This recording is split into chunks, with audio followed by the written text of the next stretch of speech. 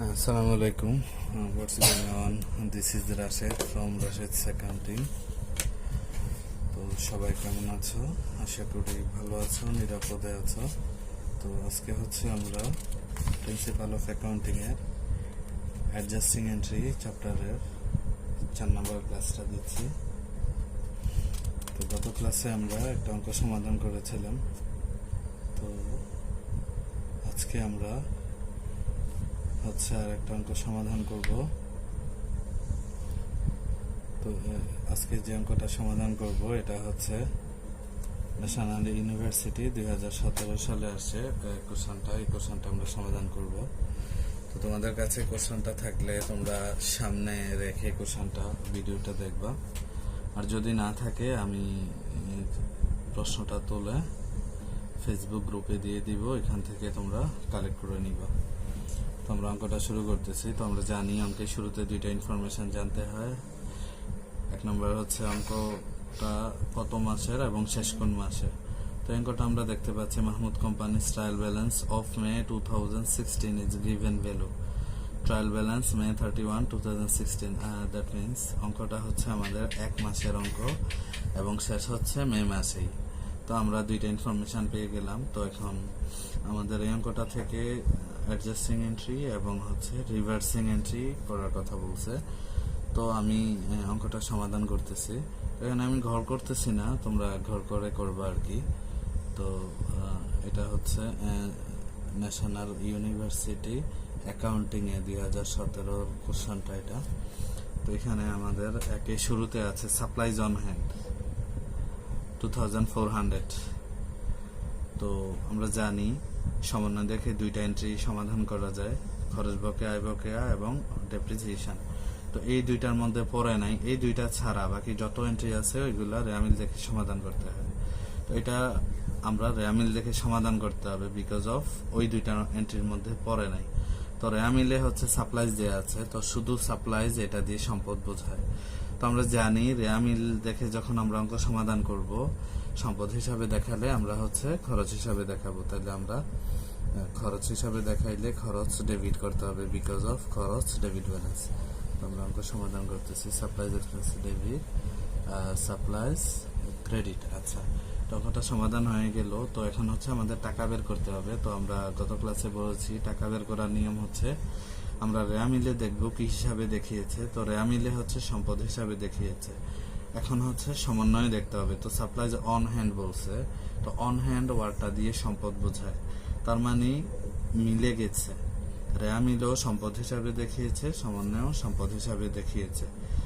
তো মিলে গেলে হচ্ছে আমরা জানি রেয়ামিলের টাকা থেকে সমন্বয়ের টাকা বাদ দিলেই আমরা জাবেদার টাকাটা পেয়ে যাব।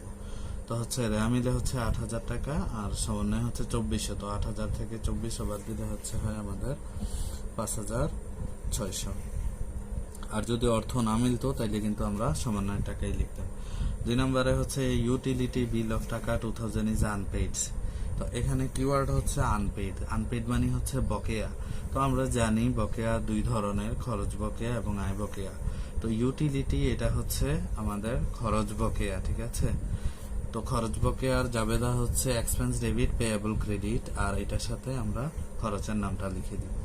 তাহলে জাবেদা হচ্ছে ইউটিলিটিজ এক্সপেন্স ডেবিট, দেন হচ্ছে ইউটিলিটিজ পেয়েবল ক্রেডিট।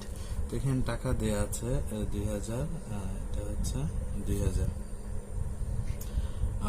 দেন হচ্ছে 3 নম্বর হচ্ছে the insurance policy is for 1 ইয়ার। তো ইন্স্যুরেন্সের কথা বলছে, তো এটা আমাদের রেয়ামিল দেখে সমাধান করতে হবে বিকজ অফ এটা খরচ বকেয়া, আয় বকেয়া বা ডেপ্রিসিয়েশনের মধ্যে পড়ে নাই।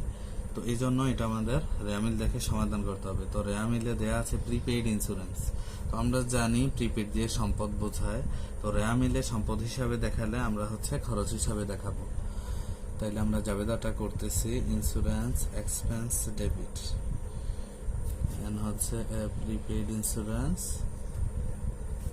হচ্ছে ক্রেডিট। যেহেতু খরচ হিসাবে দেখানো লাগবে তো খরচ ডেবিট ব্যালেন্স, এই জন্য ইন্স্যুরেন্স এক্সপেন্স ডেবিট করলাম। তো এখন আমরা হচ্ছে টাকা বের করব। তো টাকা বের করার রুল আছে। তো আমরা এখানে এক্সপেন্স ডেবিট হয়েছে, ঠিক আছে। তো এক্সপেন্স ডেবিট হলে 1 নাম্বার রুল দিয়ে করতে হয়, আমরা জানি। তো টাকা বের করার নিয়মটা হচ্ছে টোটাল টাকা। তো টোটাল টাকা হচ্ছে আমাদের মিলে আছে 12,000। তো এটাকে ভাগ দিতে হবে টোটাল মান্থ, এটা নিতে হবে এন্ট্রি থেকে। তো আমরা 3 নাম্বার এন্ট্রিটা সমাধান করতেছি। তো এখানে টোটাল মান্থ বলছে দ্য ইন্স্যুরেন্স পলিসিস ফর 1 ইয়ার। তো 1 ইয়ারে হচ্ছে 12 মান্থ, এই জন্য 12 আর গুণ হচ্ছে এক্সপায়ার্ড মান্থ।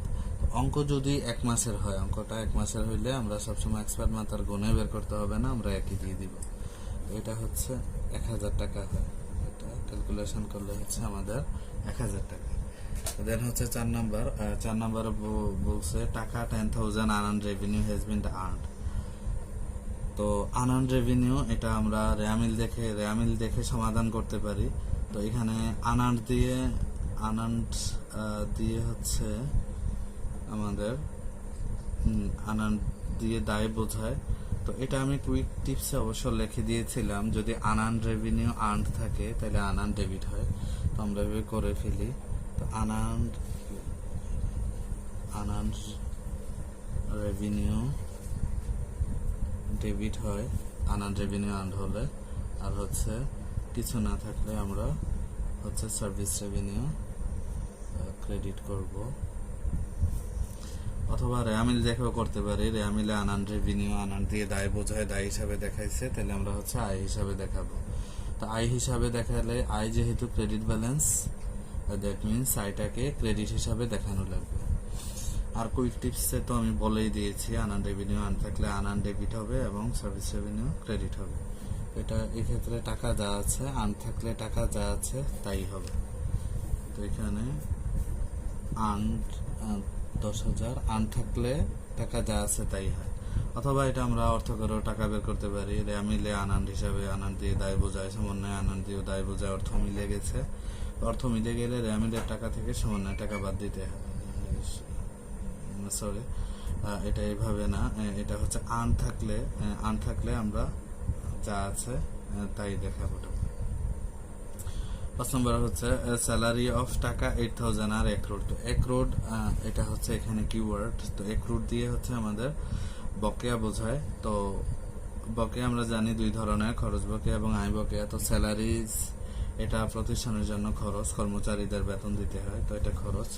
তো খরচ করার নিয়ম আমরা জানি, খরচ বকেয়া হচ্ছে এক্সপেন্স ডেবিট পেয়েবল ক্রেডিট, আর খরচের নামটা লিখে দিতে হয়। তো খরচের নাম হচ্ছে স্যালারি, তো জার্নাল হবে স্যালারি এক্সপেন্স ডেবিট, আর হচ্ছে স্যালারি পেয়েবল হচ্ছে আমাদের ক্রেডিট। তো এটা হচ্ছে টাকা যা আছে আমরা তাই লিখে দিব। দেন হচ্ছে office equipment estimated life is 10 years। তো এখানে স্থায়ী সম্পদের ক্ষেত্রে যদি আয়ুষ্কাল দেয়া থাকে, লাইফ টাইম দেয়া থাকে, তাহলে এটা দিয়ে আমাদের বুঝতে হবে, এটা দেওয়ার মানে হচ্ছে আমরা ডেপ্রিসিয়েশনটা দেখাবো। এই সম্পদটা 10 বছর ইউজ করা যাবে, তার মানে হচ্ছে প্রতি বছরে কত টাকা যায় আমাদের, ওই টাকাটাই হচ্ছে আমাদের ডেপ্রিসিয়েশন। তো আমরা জানি ডেপ্রিসিয়েশনের জাবেদা সমন্বয় দেখেই করা যায়। তো ডেপ্রিসিয়েশনের জাবেদা হচ্ছে ডেপ্রিসিয়েশন এক্সপেন্স ডেবিট, দেন হচ্ছে অ্যাকুমুলেটেড ডেপ্রিসিয়েশন ক্রেডিট। তো ডেপ্রিসিয়েশনের টাকা বের করার 2টা রুল আছে। 1 নাম্বারটা দিয়ে আমরা করি যখন পার্সেন্ট দেয়া থাকে না, আর 3 নাম্বারটা দিয়ে করি যখন পার্সেন্ট দেয়া থাকে। তো এটাতে পার্সেন্ট দেয়া নাই, তাহলে হচ্ছে আমরা 1 নাম্বারটা দিয়ে করব। এখানে অফিস ইকুইপমেন্টের টোটাল টাকা 60,000 ভাগ হচ্ছে টোটাল মান্থ সবসময় এন্ট্রি থেকে আসে। তো এন্ট্রিতে 10 years, তো 10 yearsকে আমরা যদি মাসে নেই তাহলে হচ্ছে 120, যেহেতু 1 বছরে 12 মাস, তাহলে 10 বছরে হচ্ছে 120 মাস, গুণ হচ্ছে এক্সপায়ার মান্থ। তো যেহেতু অঙ্ক 1 মাসের, সো এটা আর গণতে হবে না। এক্সপায়ার মান্থ 1 মাসের অঙ্ক হলে এক্সপায়ার মান্থ সবসময় হচ্ছে আমাদের 1 হবে। তো এটা হচ্ছে, এটা যদি আমরা ভাগ করি তাহলে হচ্ছে আমাদের 500 টাকা। তো দেন হচ্ছে লাস্ট ওয়ান, টাকা 5,000 service has been provided on account. তো এখানে কিওয়ার্ড হচ্ছে অন অ্যাকাউন্ট। অন অ্যাকাউন্ট দিয়ে হচ্ছে আমাদের বকেয়া বোঝায়। তো বকেয়া 2 ধরনের, খরচ বকেয়া, আয় বকেয়া। তো এটা সার্ভিস দিয়ে আমরা জানি, সার্ভিস ওয়াটা দিয়ে আয় বোঝায়, তাহলে আমরা আয় বকেয়ার ফর্মুলাটা দিয়ে করব। তো আয় বকেয়ার জাবেদা হচ্ছে রিসিভেবল ডেবিট রেভিনিউ ক্রেডিট। আর আয়ের নামটা লিখে দিতে হবে। তাহলে জাবেদা হচ্ছে service receivable debit, service receivable debit, then হচ্ছে সার্ভিস রেভিনিউ ক্রেডিট।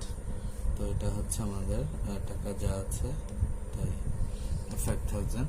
তো আমরা অঙ্কটা সমাধান করে ফেললাম অ্যাডজাস্টিং এন্ট্রি। তো আশা করি তোমরা বুঝতে পারছো। আর রিভার্সিং এন্ট্রিটা আমি করতেছি না, এটা আমি এমনি মুখে মুখে বলে দিচ্ছি। তো শুরুতেই আছে supplies expense debit, supplies credit. তো এখানে আমরা সাপ্লাইজটাকে হচ্ছে মেনলি খরচ হিসাবে দেখিয়েছি। তো খরচ হিসাবে দেখালে সাধারণত রিভার্সিং এন্ট্রি হয় না, সো এটা রিভার্সিং এন্ট্রি হবে না। আর দেন হচ্ছে utilities expense debit, utilities payable credit. তো এটা হচ্ছে খরচ বকেয়া। তো আমরা জানি খরচ বকেয়া রিভার্সিং এন্ট্রি হয়। তো এটার তোমরা রিভার্সিং এন্ট্রিটা দিবে, এটা হচ্ছে জাস্ট উল্টিয়ে লিখে দিবে utilities payable debit, utilities expense credit. তো দেন হচ্ছে insurance expense debit, prepaid insurance credit. তো এটা হচ্ছে আমাদের খরচ হিসাবে দেখাইছে এখানে। তো খরচ হিসাবে দেখাইলে রিভার্সিং এন্ট্রি হয় না, তো এটা রিভার্সিং এন্ট্রি হবে না। আর দেন হচ্ছে আনআন রেভিনিউ আর সার্ভিস রেভিনিউ, আনআন revenue debit, service revenue credit. তো এটা হচ্ছে আয় হিসাবে দেখিয়েছে। তো আয় হিসাবে দেখাইলে রিভার্সিং এন্ট্রি হয় না, তো এটারও হবে না। দেন হচ্ছে salaries expense debit, salary payable credit. তো এটা হচ্ছে খরচ বকেয়া। তো খরচ বকেয়ার জন্য রিভার্সিং এন্ট্রি দিতে হয়, তো এটা আমরা রিভার্সিং এন্ট্রি দিয়ে দিব। স্যালারি উল্টা লিখতে হবে, salary payable debit, salary expense credit. Then হচ্ছে ডেপ্রিসিয়েশন এক্সপেন্স, অ্যাকুমুলেটেড ডেপ্রিসিয়েশন। তো অপচয়ের আমরা জানি রিভার্সিং এন্ট্রি হয় না, তো এটা আসবে না। দেন হচ্ছে service receivable debit, service revenue credit. তো রিসিভেবল রেভিনিউ এটা দিয়ে বকেয়া বোঝায়, আয় বকেয়া বোঝায়। তো এটা আয় বকেয়ার জন্য আমাদের রিভার্সিং এন্ট্রি দিতে হয়, তো এটা আমরা লিখে দিব, এটা উল্টিয়ে লিখে দিব service revenue debit, service receivable credit. তো আশা করি তোমরা অঙ্কটা বুঝতে পারছো। তো আজকে এখানেই শেষ করতেছি। আল্লাহ হাফিজ।